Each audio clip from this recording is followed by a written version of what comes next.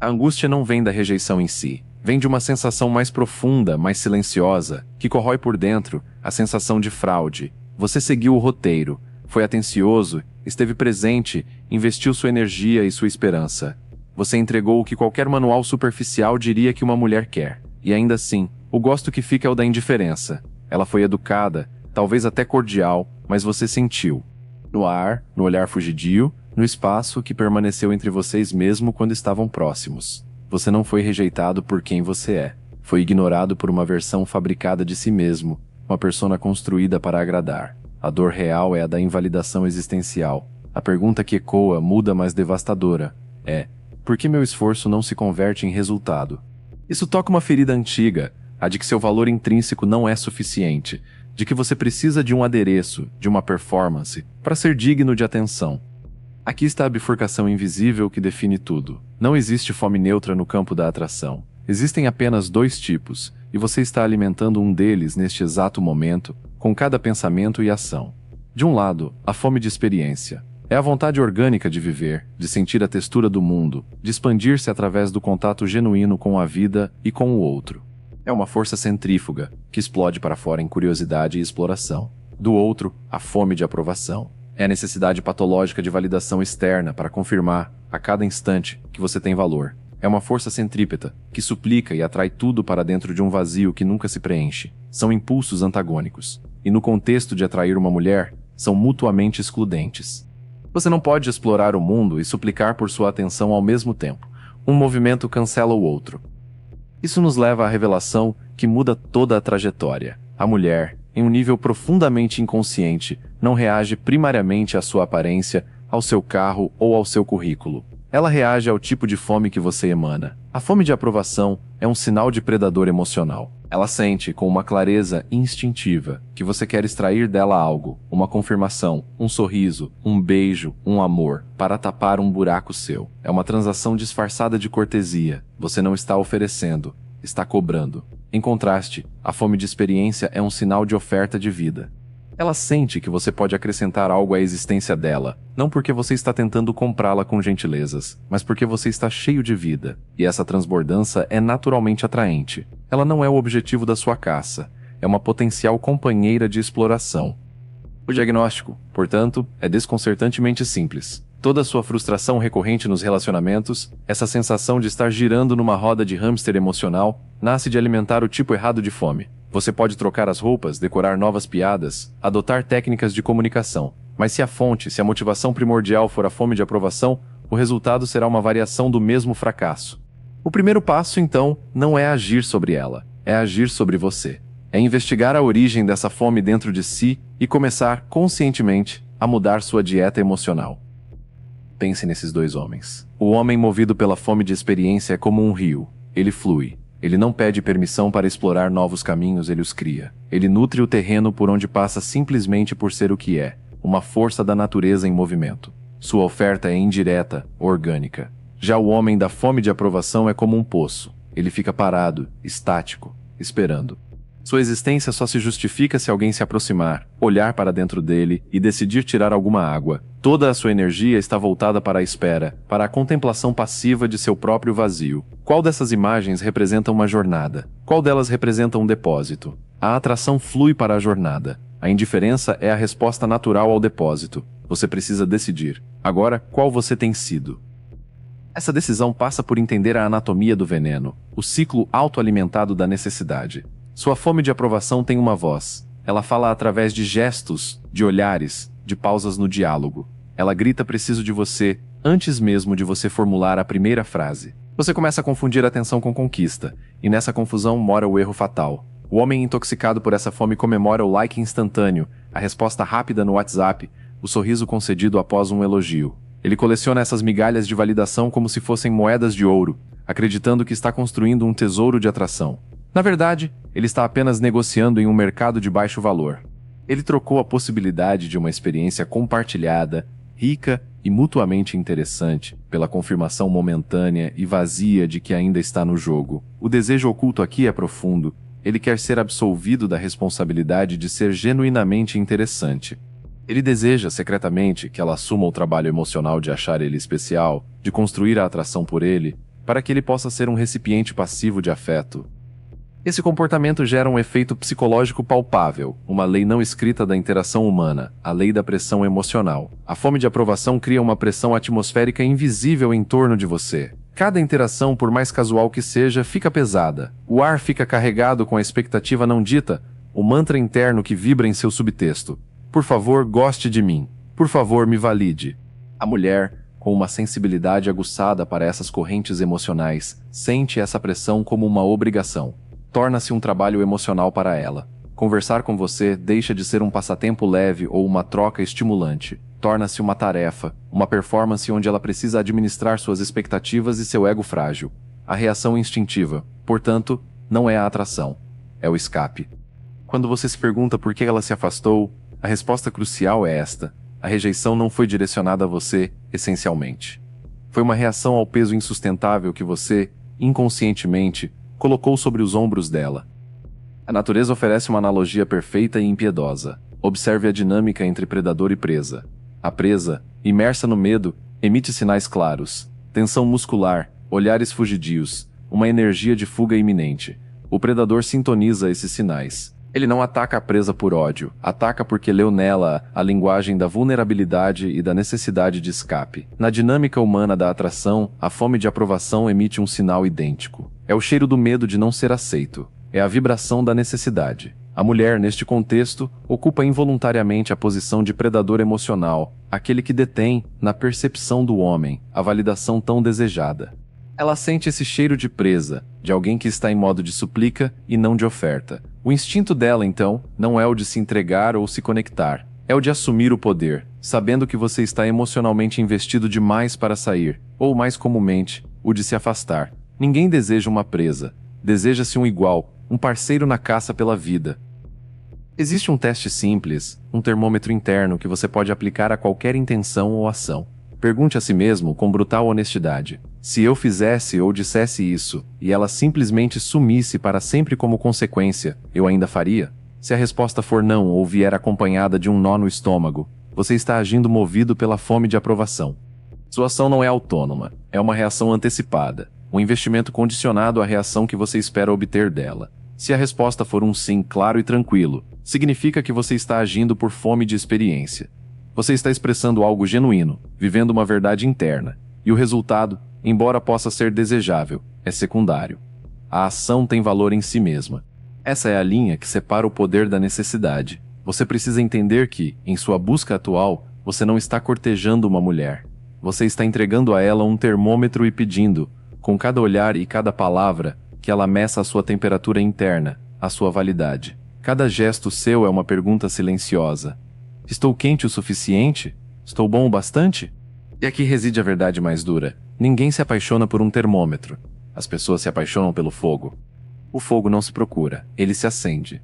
E ele se alimenta de uma matéria-prima específica, a experiência vivida. Há um mito persistente, uma armadilha narrativa que consome a energia do homem. A ideia de que é preciso correr atrás. Você vê a mulher como um alvo a ser alcançado, um prêmio no final de uma corrida de obstáculos. O poder emocional muda de polo, deixa de girar em torno da angustiante dúvida: será que ela vai me escolher? E se estabiliza na postura serena de: será que ela está à altura dessa experiência que eu vivo? Você deixa de ser um pedinte de afeto para se tornar um portador de possibilidades. Essa mudança não é um jogo mental, é uma consequência natural de onde você coloca o foco da sua energia vital.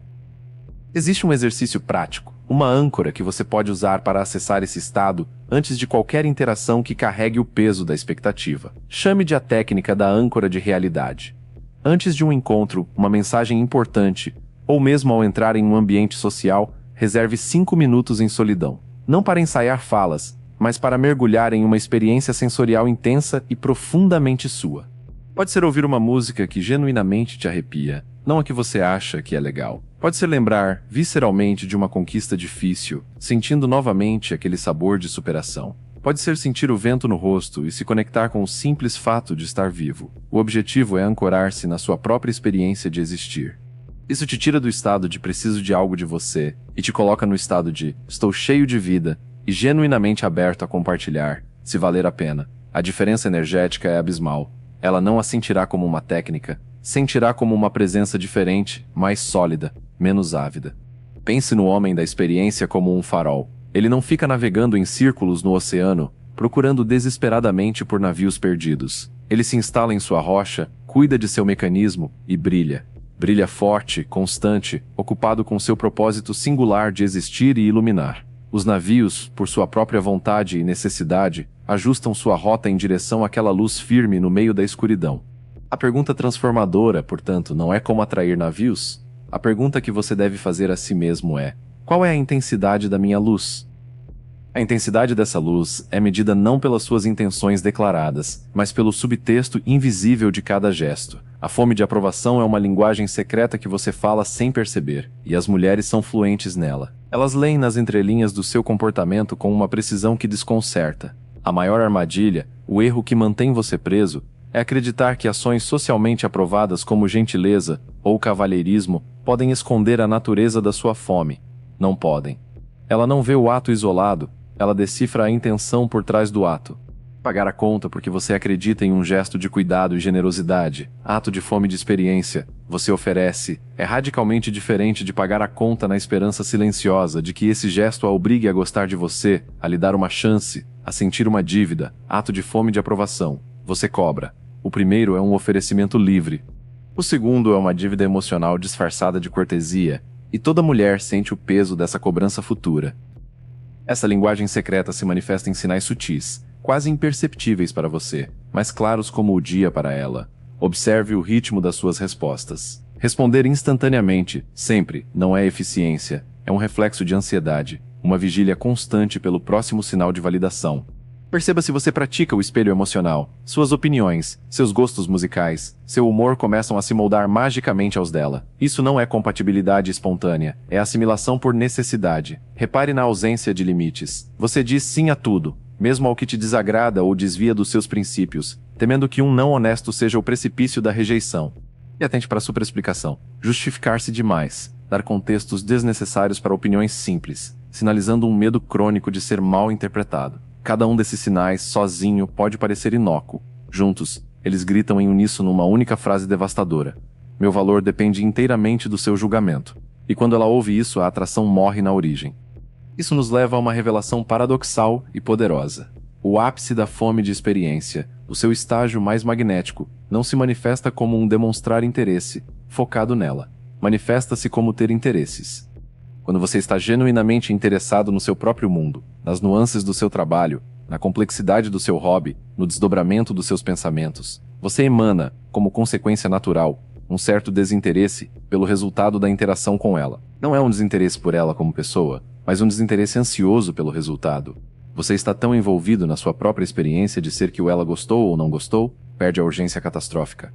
E é aqui que o paradoxo atinge seu clímax.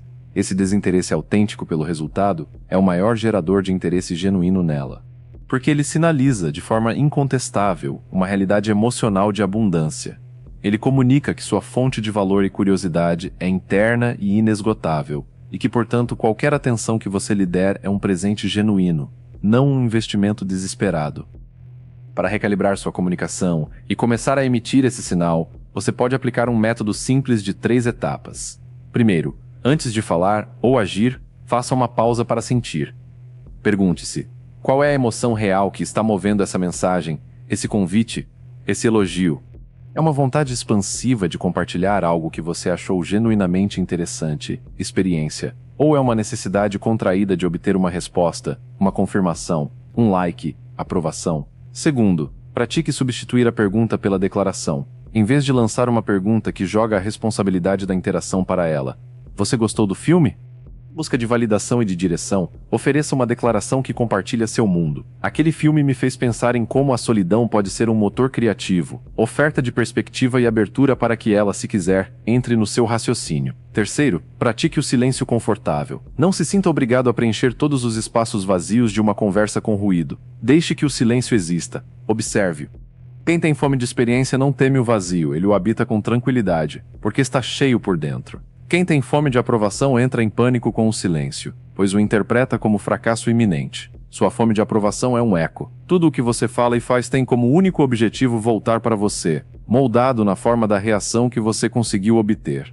Sua vida se torna um espelho que você estende aos outros, esperando ver neles uma imagem aceitável de si mesmo. Já a fome de experiência é uma voz original. Ela não fala para ser ouvida, fala porque tem algo a dizer. Ela ressoa por sua própria autenticidade, e o mundo, eventualmente, para ouvir de onde vem aquele som. Trocar o eco por uma voz original exige uma transformação interna. Não uma mudança de comportamento, mas uma mudança de fonte. Conselhos como ame a si mesmo soam vazios porque são abstratos, são um destino sem mapa. O caminho concreto, o trabalho prático, é estabelecer uma relação ativa com a sua própria curiosidade. A fome de aprovação não se mata com força de vontade, ela morre de inanição. Quando você para de alimentá-la e começa a alimentar outra coisa. Ela morre quando você substitui as perguntas que a sustentam. Em vez de consumir sua energia mental com ela gostou de mim, o que ela quis dizer com isso? Você gira o telescópio para dentro e pergunta: o que nessa pessoa, nessa situação, despertou minha curiosidade genuína?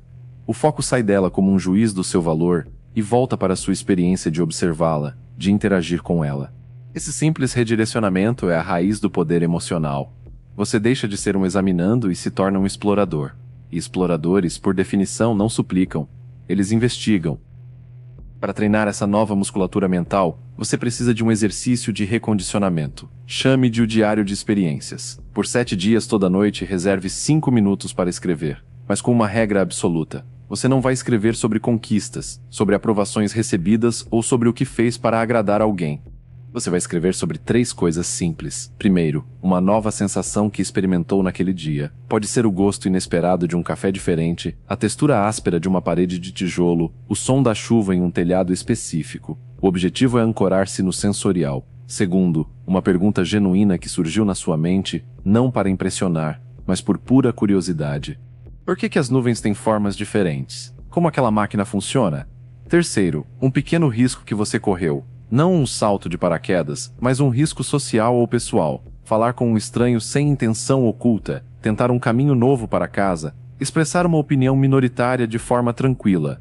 Esse diário não é sobre produtividade. É sobre treinar seu cérebro para buscar, notar e valorizar experiência no lugar de aprovável. Você está criando um arquivo de evidências de que sua vida, por si só, é interessante. Nessa jornada, há um erro fatal que surge como uma armadilha final. É a tentação de mostrar que você mudou. Após começar a sentir os primeiros frutos da fome de experiência, após sentir uma centelha de poder interno, você pode sentir um impulso quase irresistível de anunciar, demonstrar ou provar para ela, ou para o mundo, que você não é mais o mesmo, que agora você é um homem de experiência.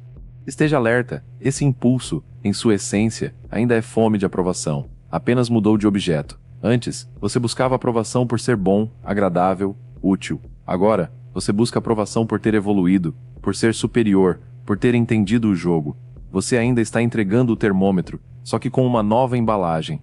A mudança real, a transformação orgânica que gera atração, é silenciosa. Ela não se anuncia. As pessoas a sentem como uma diferença na sua presença, um peso diferente, uma tranquilidade que emana de você. Elas notam porque sua necessidade de que notem desapareceu. Esse processo tem um aliado paradoxal e poderoso, o tédio. A fome de aprovação teme o tédio como um vampiro teme a luz do dia. Ela precisa de estímulo externo constante, de notificações, de interações, de feedback para existir. O homem em transformação, no entanto, usa o tédio. Ele se permite ficar entediado. Ele não corre imediatamente para o celular, para a televisão ou para a busca por validação social ao sentir o vazio do tédio. Ele senta com ele, respira dentro dele. E, nesse espaço vazio de estímulos externos, é onde nascem as ideias autênticas, a criatividade genuína e a vontade orgânica de explorar algo novo. Ele se torna interessante não porque decorou piadas ou histórias, mas porque aprendeu a ficar sozinho com os próprios pensamentos e descobriu que ali, dentro do silêncio de si mesmo, há um universo para explorar. A jornada é essa. Você está trocando o mapa pelo território. O homem da aprovação vive obsessivamente olhando para o mapa, os sinais dela, as regras sociais do que dar certo, o dever ser dos manuais de sedução. Ele está sempre navegando por uma abstração. O homem da experiência pisa forte no território áspero e real da própria vida. Sente a terra sob os pés, a brisa no rosto, a resistência do caminho, e deixa o mapa mofar na bolsa. Quem vive no território nunca se perde, porque está sempre exatamente onde está. Quem vive apenas no mapa, por mais preciso que seja, nunca se encontra de verdade. Pisar no território da sua própria vida altera toda a dinâmica prática, do primeiro olhar até a construção de uma atração sustentada. Tome o primeiro contato. A abordagem movida pela fome de aprovação é um questionário disfarçado, uma série de perguntas para preencher uma ficha, um ritual onde você busca extrair informações e, ao mesmo tempo, permissão para continuar. A abordagem movida pela fome de experiência é fundamentalmente diferente, é oferecer um pedaço do seu mundo. Você não se aproxima para conquistar, mas para compartilhar uma observação genuína que surgiu no cruzamento da sua percepção com a presença dela.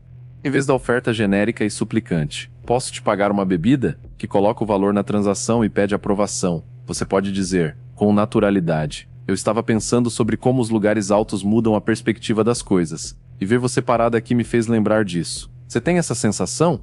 Note a diferença. Você trouxe um fragmento do seu mundo interior, um pensamento sobre perspectiva, e conectou, com curiosidade autêntica, a algo nela, a posição em que estava. Você não extrai, você propõe uma troca. Você inicia no modo colaborativo, não no modo extrativista. Essa postura é constantemente testada, pois a mulher, de forma inconsciente, aplica um teste de integridade emocional. Ela precisa saber, não intelectualmente, mas visceralmente, se a fonte do seu valor é interna ou externa. Ela pode, por exemplo, dar uma opinião polêmica para ver se você se dobra para concordar. Pode cancelar um plano de última hora para medir sua reação. Pode fazer um elogio casual a outro homem para observar seu nível de insegurança. O homem da aprovação reage. Ele fica defensivo, concorda excessivamente num esforço de alinhamento, justifica-se, ou sua energia simplesmente vacila, ficando tensa e reativa. Ele falha no teste porque demonstra que seu equilíbrio depende do vento exterior. O homem da experiência observa e integra. Ele pode responder com um interessante como você vê isso, demonstrando que a opinião dela não ameaça seu mundo, apenas o expande. Ou pode simplesmente não dar um peso emocional excessivo ao evento, mantendo sua calma e sua curiosidade intactas. Ele passa no teste não porque conhece as respostas, mas porque seu valor não está em jogo naquela microinteração. Seu valor é um fato, não uma negociação. Isso gera dois tipos de ausência radicalmente distintos, e entender essa diferença é crucial. A fome de experiência cria uma escassez natural. Como você está genuinamente ocupado vivendo, com seus projetos, seus interesses, seu tempo de qualidade sozinho, sua presença é valiosa, mas não constante. Ela não é garantida. Você some porque está fazendo algo que importa para você, não como uma estratégia. Essa ausência é orgânica e, portanto, atraente. Ela comunica uma vida plena. Já a fome de aprovação, na sua tentativa desesperada de replicar o efeito, cria uma ausência teatral. Eu vou sumir por 3 dias para ela sentir minha falta. Essa tática é quase sempre transparente, cheira a manipulação e a ansiedade que a gerou. A diferença não está no ato de estar ausente, mas na intenção por trás dele. Uma é a consequência natural de uma vida cheia, a outra é uma tática calculada para obter uma reação específica, e a intenção, como já sabemos, é tudo. O maior fruto prático dessa transformação interna é a consistência emocional. O homem aprisionado pela fome de aprovação é uma montanha russa. Sua energia, seu humor e sua autoconfiança são determinados pela última interação. Um elogio o eleva aos céus. Uma mensagem não respondida o afunda no abismo. Ele é imprevisível e, portanto, inseguro. Ele é um barco à deriva, dependente dos ventos da atenção alheia. O homem alimentado pela fome de experiência possui uma calma termonuclear. Seu humor e sua confiança emanam de uma fonte interna inesgotável, o reservatório das suas vivências, conquistas, curiosidades e da sua paz consigo mesmo. Sua energia é estável, previsível no seu núcleo sólido. Essa consistência não é rigidez, é uma força magnética profunda. Ela transmite segurança.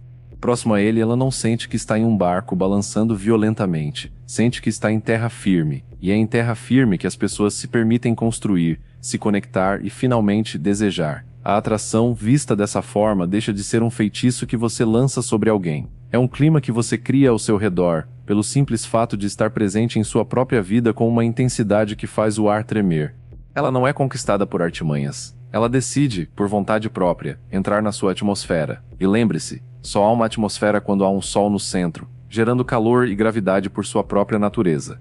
Esse sol não pode ser o reflexo do olhar dela. Precisa ser a sua própria luz, acesa pela fome certa. O sol que brilha por si mesmo marca o fim da caça. Quando você para de buscar desesperadamente a aprovação como um fim, algo curioso acontece. Tudo o que você buscava começa, lentamente, a se voltar na sua direção.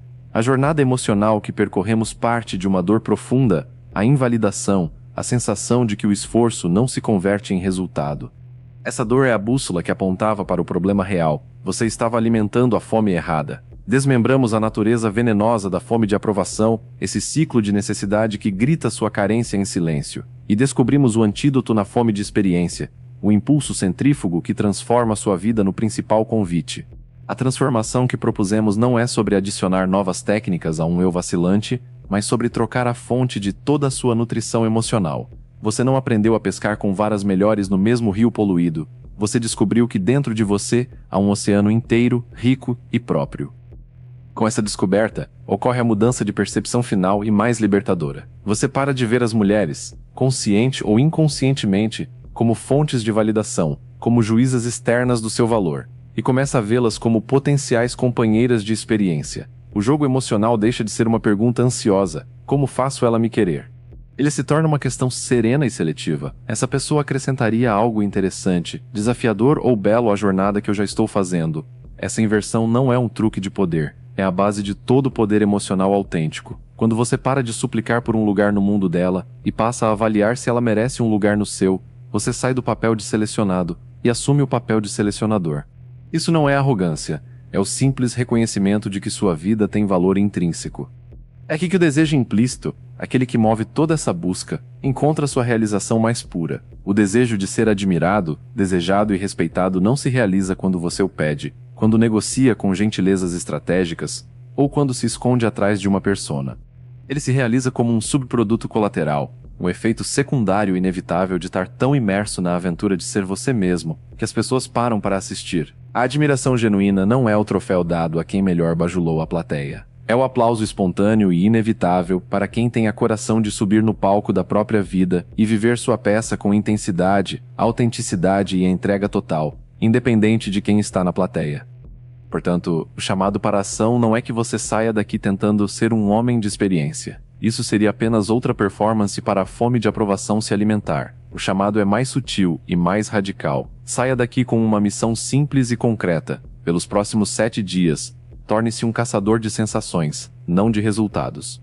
Converse com as pessoas não para extrair seu número ou seu interesse, mas para sentir a textura única de uma mente diferente da sua. Olhe nos olhos de alguém não para comunicar desejo, mas para ver, realmente ver, a cor e a profundidade que existem lá. Toque sem o objetivo oculto de levar para a cama, mas para sentir, com presença, a temperatura e a realidade da pele do outro.